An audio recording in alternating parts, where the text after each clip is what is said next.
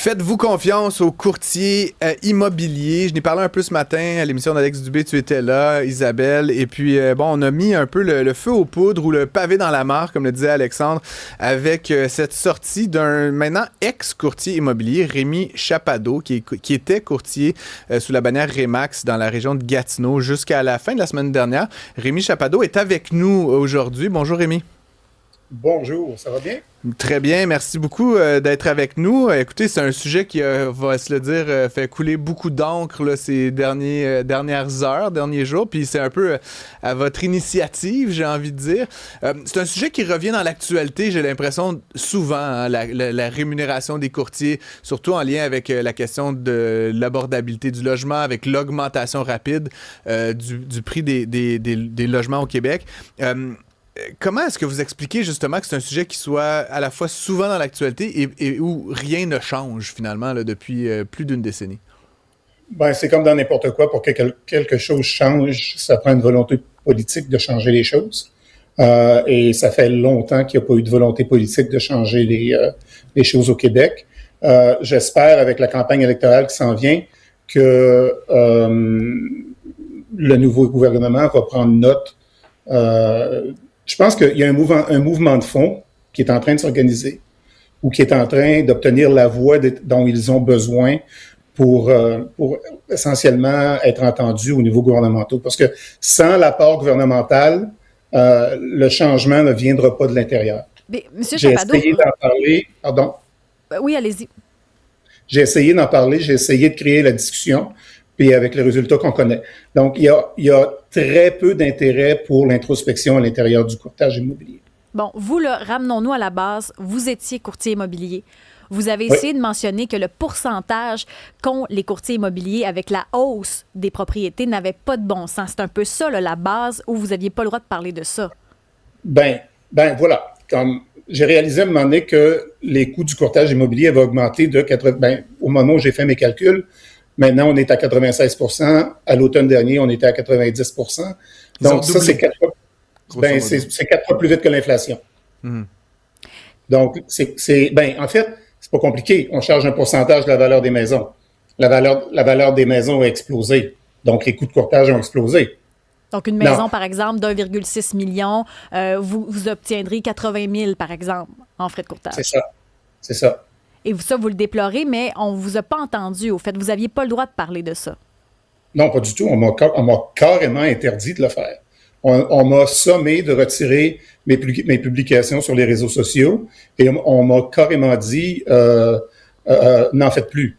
Donc, et puis, l'article 2.4.14 du règlement interne de Remax Québec exige de tous les courtiers qu'ils ne mentionnent absolument pas le taux de rétribution dans toute publicité, et ce, de quelque manière que ce soit. Je paraphrase un peu, là, mais c'est ça.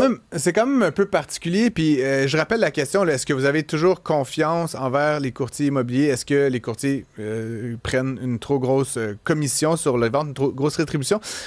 Justement, vous parlez de cet article-là dans le règlement de Remax, puis ça me ramène à... Parce que dans vos sorties, vous avez parlé de plein de choses, mais à l'OACIQ, là, qui est l'organisme d'autoréglementation du courtage immobilier du Québec, qui en fait veille à la protection du public. Là. Le public, c'est nous, c'est les acheteurs, les vendeurs de propriétés. Comment c'est possible que, d'un côté, vous ayez un organisme qui veille à la protection du public, puis de l'autre, que Remax dit « Ah non, mais nous, on dissimule les proportions, on ne parle pas de ça, une espèce d'omerta. » Comment c'est possible que ces deux choses-là coexistent dans le milieu, selon vous? L'OACIQ ne s'occupe très peu de la rétribution des courtiers. Comme par exemple, le code, je suis un ancien avocat, le code déontologie, c'est la même chose pour les notaires. On va utiliser le code de déontologie des notaires parce qu'on est dans l'immobilier, puis les notaires, c'est très près de ça. Le code de déontologie des notaires stipule que les honoraires doivent être raisonnables. Bon. Et puis maintenant, il y a un barème, il y a des critères à utiliser pour déterminer ce qu'est un honoraire raisonnable à l'intérieur même du code d'éthique ou le code de déontologie des courtiers immobiliers. Des notaires. Ça n'existe pas dans le monde immobilier. Donc, ça ne sert à rien, cet organisme-là. Ouais. Non, mais... Ils encadrent quand même la formation, un paquet d'autres choses. Mais ouais. pour le citoyen... L'OACIQ fait partie du problème. Ah oui, hein? Oui. On vient d'avoir une session obligatoire sur les conflits d'intérêts.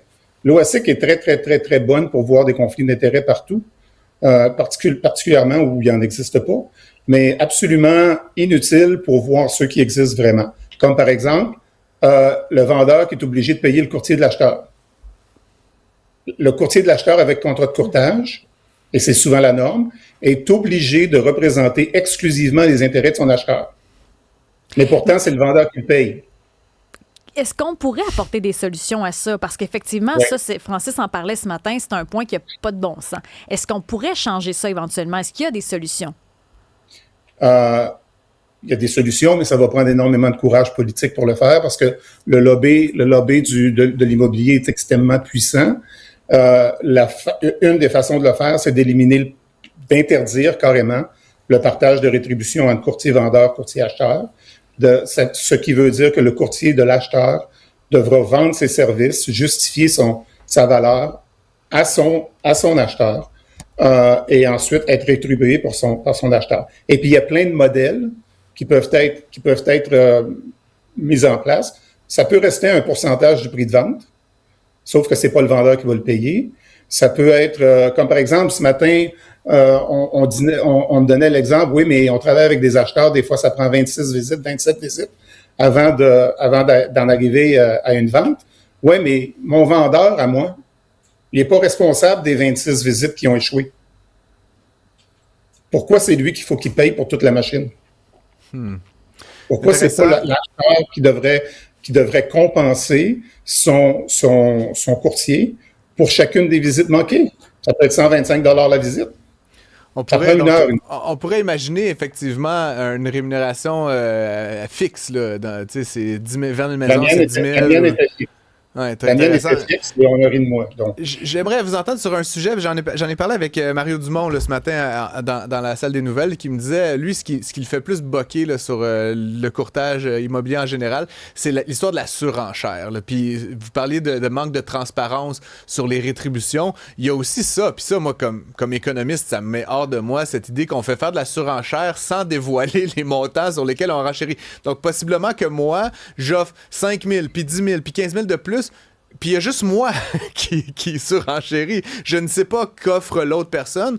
Est-ce que c'est un espace dans lequel vous seriez favorable à plus de transparence, Rémi? Il y a eu un débat là-dessus pendant la pandémie parce que les prix ont tellement explosé pendant la pandémie et il n'y a pas eu de résultat. C'est resté au pourcentage comme ça l'était. Puis le système d'offres est resté un système fermé. Donc, il n'y a pas d'enchère ouverte, si vous voulez, comme un encan. Une autre chose, par exemple, que je veux dire sur les enchères ne sont pas nécessairement la faute des courtiers immobiliers. La surenchère est vraiment un phénomène d'offre et de demande. Oui, mais de rendre transparent le chiffre, ça, il y a quelqu'un à un moment donné qui décide, là, puis je veux dire, je reviens à l'OACQ. Qui peut choisir de dire, ben là, je sais pas, si quelqu'un offre 100 000, on va dire, tu sais, on va mettre 100 000 sur le mur, puis après l'autre, il va faire 105, puis on va... Je veux dire, j'y pensais ce matin, j'essayais de m'imaginer une autre place d'enchère où ce que tu sais pas le montant. Tu sais, moi, je participe à la Criée, là, à la Saint-Jean, là, puis il y a toute une histoire autour d'un fromage, là, mais puis le fromage, j'ai fini juste pour vendre 500. Mais il y a plus de transparence. Ben non, mais je sais, le monsieur, il dit 500, puis moi, je dis 550, puis il dit 600, puis, tu sais, je veux dire, je comprends pas comment qu'on fait une enchère à l'aveugle comme ça, sur des biens qui coûtent 5, puis 600, puis 700 000 $. Ça ne sert personne, sinon les courtiers immobiliers, là, je veux dire. J'ai pas d'explication. Le système est ainsi fait. Je ne suis pas dans le secret des dieux sur ce qui a fait que ça n'a pas changé. Mais ça, est-ce que ça se pourrait éventuellement, vous parliez de courage politique tout à l'heure, est-ce que ça pourrait faire partie des enjeux, justement? On paie pourquoi? C'est quoi le détail des tâches? Comment on pourrait être plus transparent sur cette dépense-là du consommateur qui paie déjà tellement cher sa maison et bien sûr le pourcentage ensuite pour le courtier? Il faudrait que ce soit légiféré. Il n'y a absolument rien qui empêcherait le gouvernement d'amender le code de déontologie le règlement, c'est le règlement sur les conditions d'exercice, pour exiger que les factures soient détaillées. Ça a coûté 350 pièces de photos, ben on détaille. Ce qui revient au courtier, et ensuite tous les déboursés, les frais d'agence, puis ce qui revient au courtier. Est-ce qu'on pourrait voir de plus en plus de gens se tourner vers des plateformes comme du Proprio, par exemple, où on n'a pas cette barrière-là, on n'a pas cet intermédiaire-là? L'enjeu avec du proprio, c'est que les courtiers la boudent. Si vous voulez vendre votre maison sur du proprio, vous allez avoir une certaine visibilité, mais vous n'aurez jamais la visibilité de Centris. Et les courtiers vont c'est tellement facile de trouver un problème sur une maison. On en invente? Si mes clients acheteurs insistent d'aller voir une maison sur du proprio, pour décourager mes clients d'acheter cette maison-là, je peux trouver des problèmes partout. Jusqu'à en inventer? Une maison parfaite, ça n'existe pas. Est-ce que vous avez vu des gens inventer des problèmes? Non, pas moi. Okay. Mais de toute façon, je suis pas présent aux visites. Vous disiez, Rémi, en début de segment que il y avait quand même peut-être un peu de lumière là, au bout du tunnel, qu'il y avait peut-être des choses qui étaient sur le point de changer, où il y avait des courtiers qui sont prêts à faire évoluer ça. Il y a la plateforme, tu parlais du proprio, Ubi, là, qui est une nouvelle plateforme qui a déjà été sous les assauts nombreux là, du secteur du courtage. C'est quoi, justement, si on devait se laisser sur un message un peu d'espoir, là, qu'est-ce qui pourrait et qu'est-ce qui va changer selon vous, là, peut-être dans les prochains mois, les prochaines années? Moi, ce que je vais essayer de faire, c'est de faire en sorte que les frais de courtage deviennent un enjeu, pas nécessairement l'enjeu principal dans la campagne électorale qui s'annonce, parce que le coût de la vie va être un enjeu énorme dans la prochaine campagne. Les frais de courtage font partie du coût de la vie. Donc, pour une famille moyenne, de devoir payer 20 000 en commission sur une maison de 500 000 c'est énorme. Mais comment vous allez faire? Si vous vendez une maison de 750 000 avec une hypothèque de 2 500 c'est 13 paiements d'hypothèque que vous venez d'envoyer chez le courtier. Ben oui, c'est fou. Mais comment vous allez faire ça? Comment vous allez essayer de tenir les rênes de ça? Parce qu'on vous a muselé à plusieurs reprises. Là, vous avez quitté la bannière parce qu'on vous a muselé. Peut-être que Rémi Chabado va se présenter en politique. Je veux connaître ta réponse. Non, moi, la ligne de parti, non. Mais allez-y. Pardon, c'était quoi la question? Bon, j'ai perdu le fil avec la politique. Comment vous allez faire? Parce qu'on a essayé de vous museler. On n'en a pas parlé, mais on a essayé de vous museler. Vous avez décidé de quitter la bannière Remax. Mais comment vous allez en faire votre cheval de bataille? Ben, j'ai pas seulement quitté la bannière Remax. J'ai quitté le courtage. J'ai remis mon permis de courtier. Donc, maintenant, on ne peut plus museler. Ouais. Il y a des moyens. Il y a une plainte au bureau de la concurrence qui s'en vient. Mm-hmm. Je suis en train d'explorer la possibilité d'une action collective.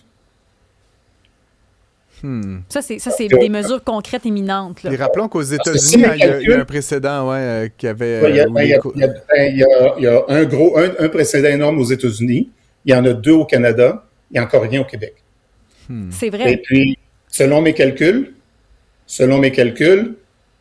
dépendamment de comment on calcule le trop payé en raison des obstacles à la concurrence qui sont imposés ou élevés par les courtiers, on parle d'environ soit quelques dizaines de millions de dollars jusqu'à 200 millions de dollars par année de commissions payées en trop. Écoute, le secteur au Québec, c'est 2,5 milliards de dollars par année. Puis bon, effectivement, ça a doublé depuis 6-7 ans. C'est un sujet qui fait énormément réagir. Florence, les lignes sont pleines. 187 Cube Radio, Denise, une courtière immobilière qui vous appelle, Isabelle et Francis. Allô, bonjour, Denise. Oui, bonjour. Vous vouliez interagir? Moi, je trouve ça effrayant de ce que c'est qu'il dit. Je veux dire, je ne sais pas si les gens savent tous les frais que ça occasionne pour être courtier. Les frais de bureau, puis Rimac, je pense que c'est un frais très, très élevé. Je pense que c'est 700 par mois, que tu vendes ou que tu ne vendes pas. L'association OACIQ, ça coûte plus cher que d'être infirmière, parce que j'ai déjà été infirmière dans ma vie. Ça coûte plus cher. C'est 2059. Et puis, tous ces frais-là, la chambre immobilière, c'est effrayant, tous les frais que les courtiers ont. Mais, moi, j'ai Denise, jamais eu de muselage par mon agence Remax. Le monsieur me dit que c'est ça, là, mais moi, je n'ai jamais eu de frais, d'obligation avec mon agence. Et puis quand on parle aussi de vente, parce que je m'excuse, mon téléphone mon radio est ouvert, puis ça me fatigue. Oui, vous pouvez baisser le volume. Voilà, je l'enlève. Je m'excuse. Ben, Alors, pas de souci. on parle aussi de vente aux enchères. Mais quand vous allez voir une maison, puis que vous aimez votre maison, puis que c'est ouvert à tout le monde, est-ce que vous savez, quand vous dites, moi, j'aimerais ça l'avoir, puis là, il y en a un qui a fait un offre, puis vous entendez l'offre, mais là, ça finira plus avec les ventes aux enchères. Ça finira plus. Mais pourquoi c'est pas transparent, mettons que Denise? vous voulez avoir une maison. Mais pourquoi vous l'affichez pas le prix?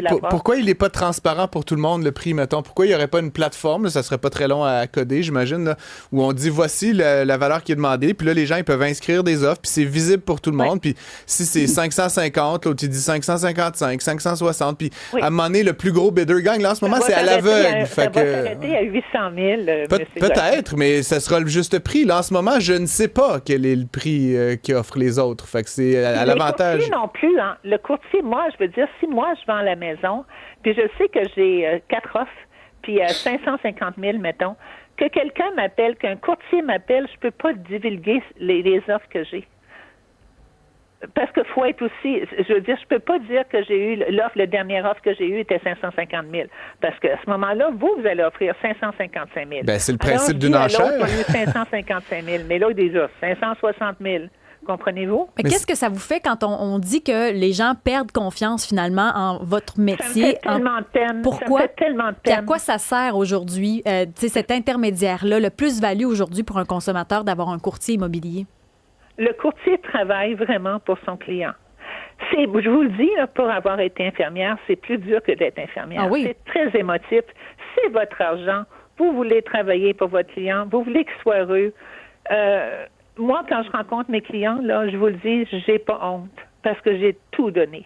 Vraiment. Vous prenez ça à cœur? Beaucoup. Quand j'entends tout ce que c'est que se dit, ça me fait beaucoup de peine. Ah oui? Oui.